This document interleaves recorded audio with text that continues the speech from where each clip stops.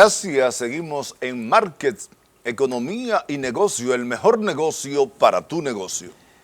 El Ministerio de Turismo y la Asociación Nacional de Hoteles y Restaurantes aseguraron que la República Dominicana está preparada para recibir turistas. Veamos una historia que nos preparó nuestra compañera Rosalba Escalante. La saliente presidenta de Azonadores, Paola Rainieri, quien garantizó la aplicación de los protocolos sanitarios, dijo esperar una ocupación hotelera para diciembre de un 40% más que en la actualidad, porcentaje que dijo es muy bueno, tomando en cuenta que seguimos en medio de una pandemia. Que pensarás, bueno, un 40%, bueno, es un 40% en medio de una pandemia, señores. O sea que es fantástico, son muy buenas noticias, nos sentimos muy animados y te diré de seguro que son pocos los países que pueden darse el lujo de decir que tienen ese tipo de ocupación en este momento, sobre todo extranjeros.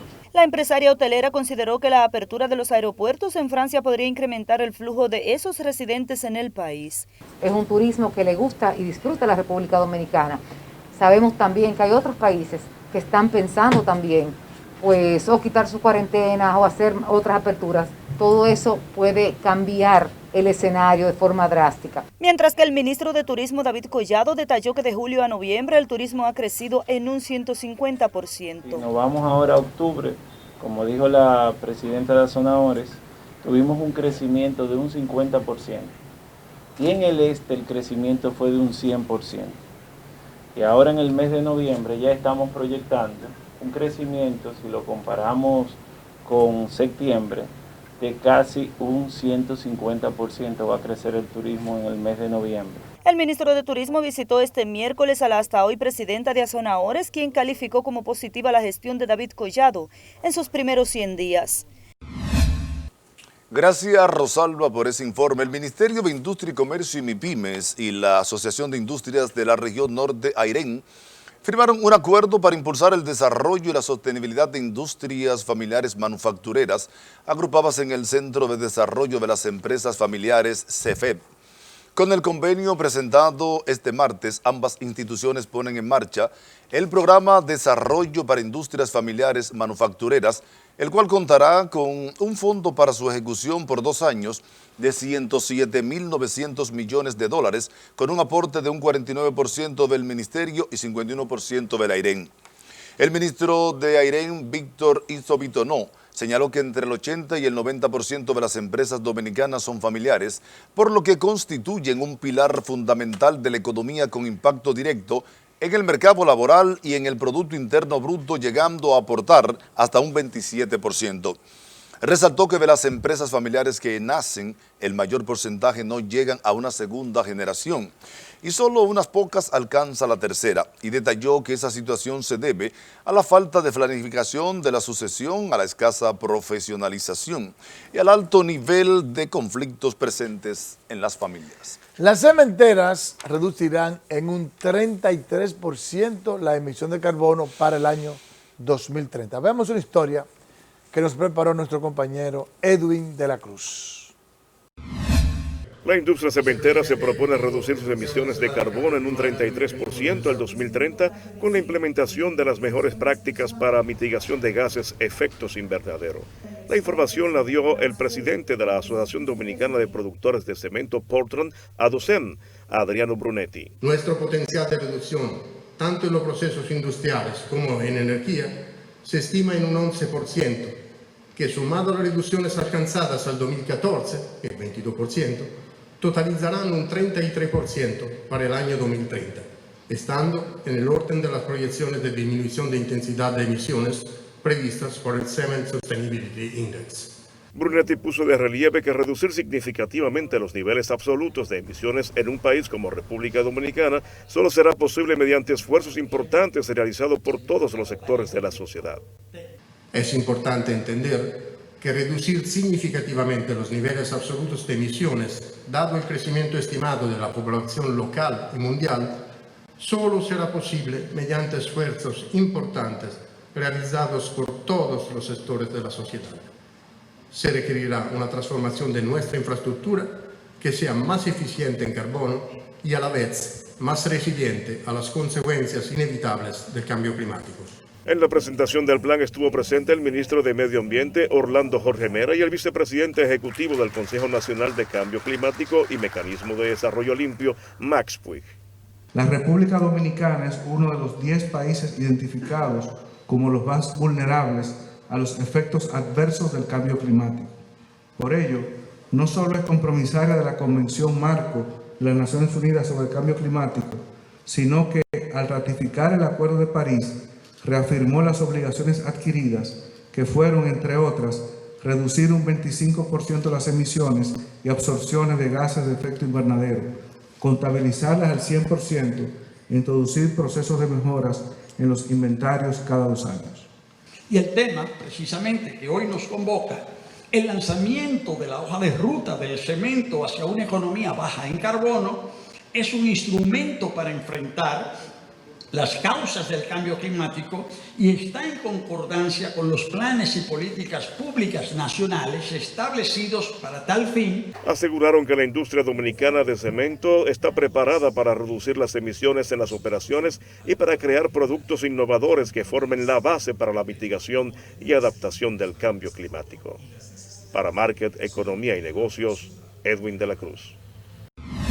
Gracias, Edwin de la Cruz. La Organización de Estados Iberoamericanos para la Educación, la Ciencia y la Cultura, OIE, realizó el foro en el que se trató la realidad de la educación en países de la región. Las palabras de bienvenida del panel estuvieron a cargo de Mariano Jabonero, secretario general de la OEI, quien saludó los esfuerzos del Ministerio de Educación para garantizar la educación a todos y procurar mayores niveles de calidad.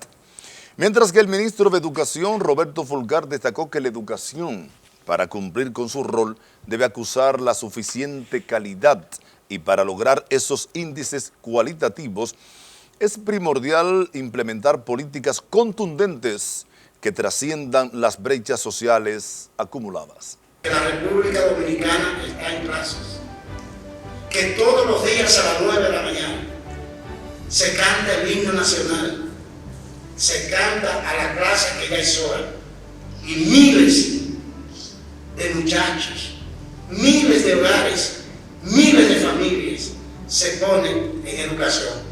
La tecnología, la sociedad digital, los recursos digitales, tienen que tener un fundamento y es un modelo pedagógico que nos alimenta, nos inspira y nos desarrolla. Creo que esa es una cuestión que se ha planteado claramente.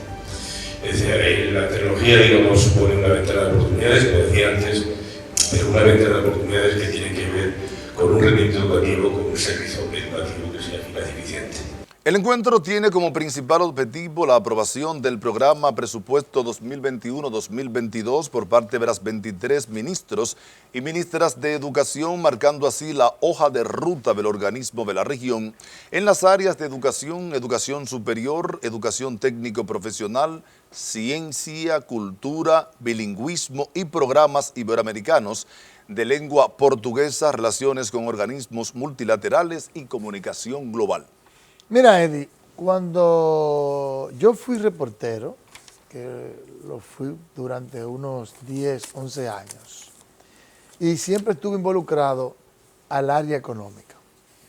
En consecuencia, siempre tenía que entrevistar a empresarios, a economistas, a miembros de organismos económicos internacionales, a empresarios que venían, y yo les preguntaba de manera muy particular, siempre a los miembros de organismos internacionales como el FIT, el Fondo Monetario Internacional, etcétera, etcétera. A empresarios que venían de países desarrollados, del mundo europeo, de Estados Unidos, etcétera, etcétera. ¿Cuál ha sido la clave para que esas economías den ese salto gigantesco hacia el desarrollo? Y yo siempre pensaba que me iban a decir, oh, inversión en tecnología, qué sé yo qué, cualquier cosa, pero todos de manera unísona me decían de manera rauda y veloz, educación, educación. Después de la educación viene todo. Esa es la panacea real. Esa es la verdadera panacea. el gran arcano, el gran secreto, educación.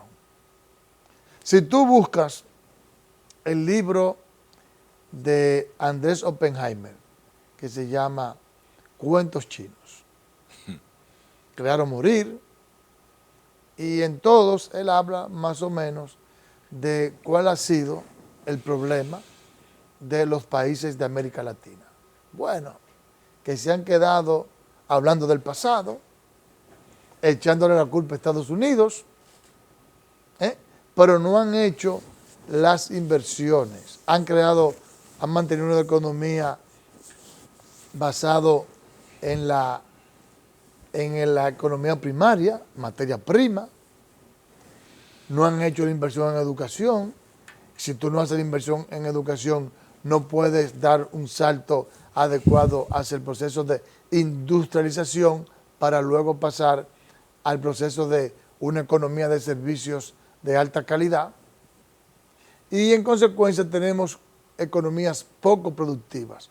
Simple y sencillamente porque se han cogido los cuartos, han engañado al pueblo, le han echado la culpa a Estados Unidos o a otras potencias, pero no han invertido en educación.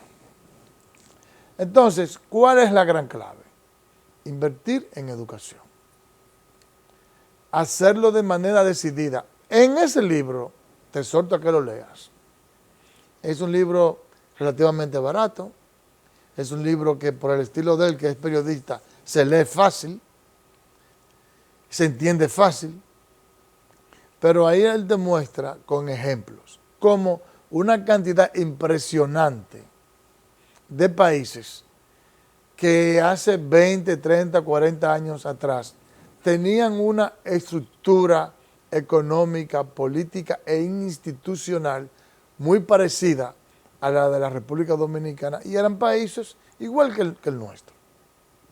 Pero tomaron la decisión de fortalecer las instituciones, salir de todos los políticos corruptos y disparatosos con un discurso arcaico, desfasado, atrasado, e invirtieron en educación.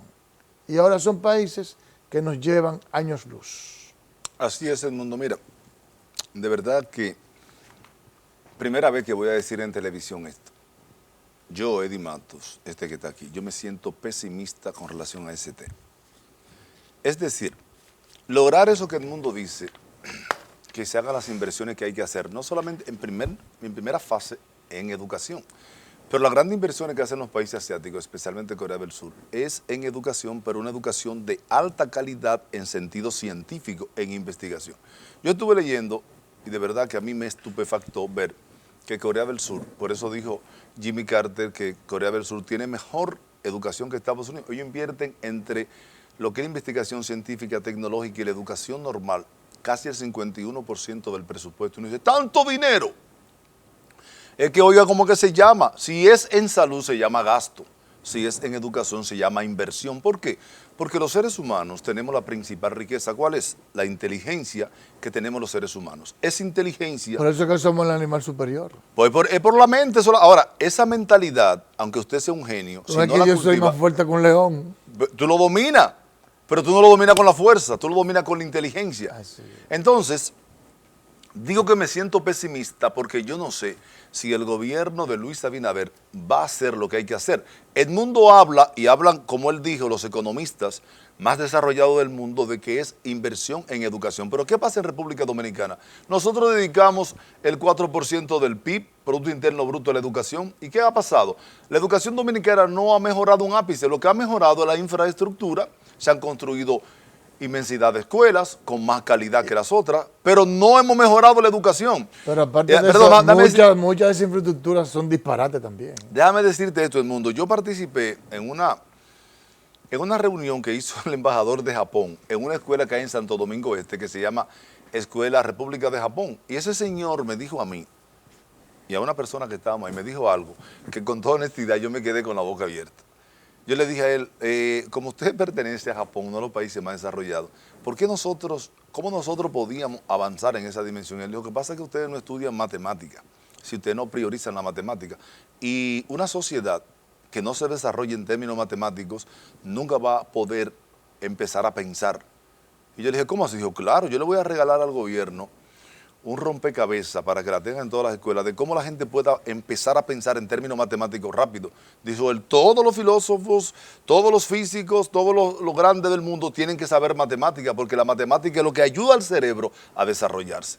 Y yo de eso ni siquiera lo había oído nunca en el mundo. Pero hay un dato, y es el siguiente.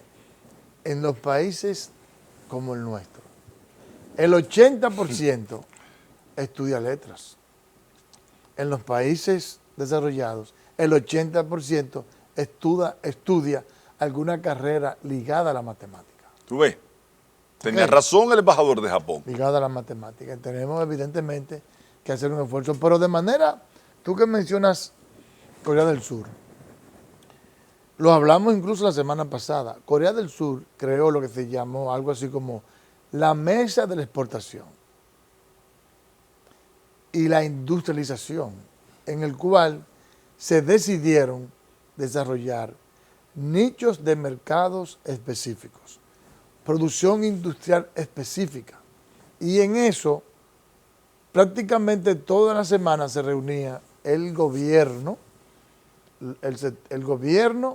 los principales ministros ligados a los temas económicos, con los empresarios.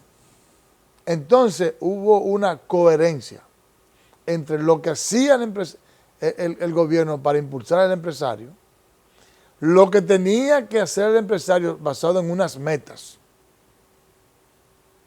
y además el tipo de educación que se impartía en los colegios y las universidades para crear el tipo de profesional, el tipo de técnico, el tipo de investigador, el tipo de empresario, acorde con ese plan de desarrollo que tenía Corea del Sur. Perdón, que generalmente son a 50 años.